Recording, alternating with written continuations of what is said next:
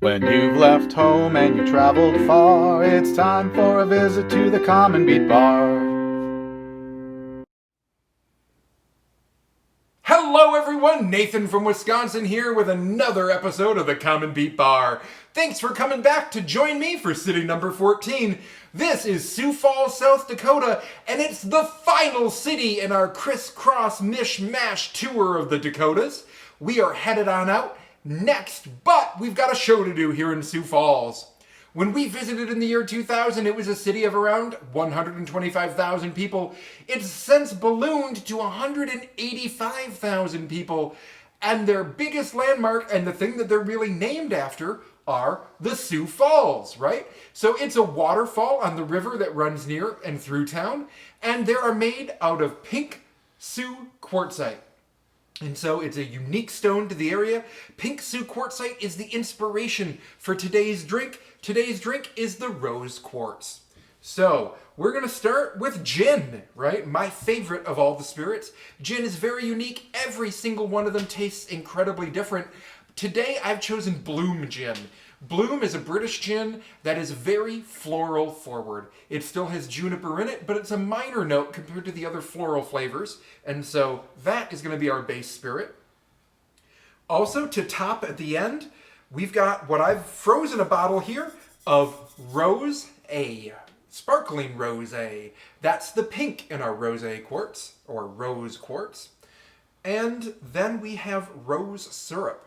So, rose syrup can be hard to find, right? You could get traditional Faluda syrup from the Middle East, it's very red, it's very sweet, it's used to make a traditional drink over there. Instead, I found what I can get in my area, which is rose water.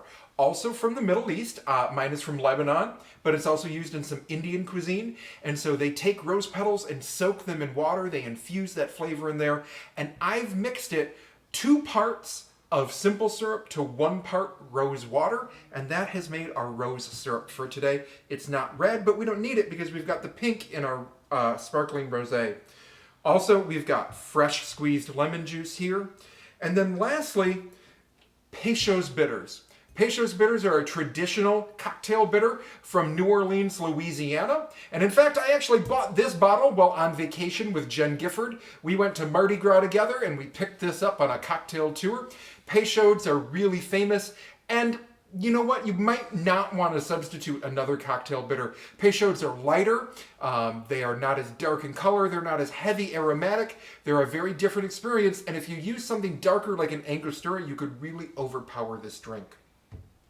So, we're going to start with a mixing glass full of ice, and we're going to add 1.5 ounces of our Bloom Gin.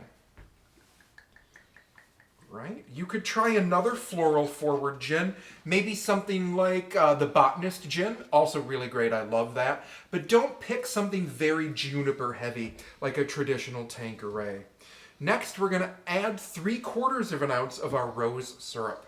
So 0.75 ounces, there we go. And then we're going to do 1/2 ounce of fresh squeezed lemon, good acidity there, just 1/2 ounce, perfect.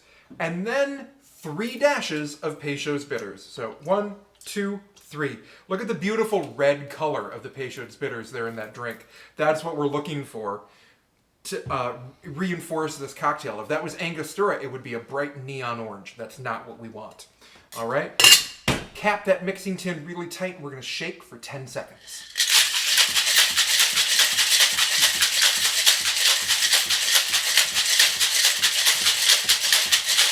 Perfect.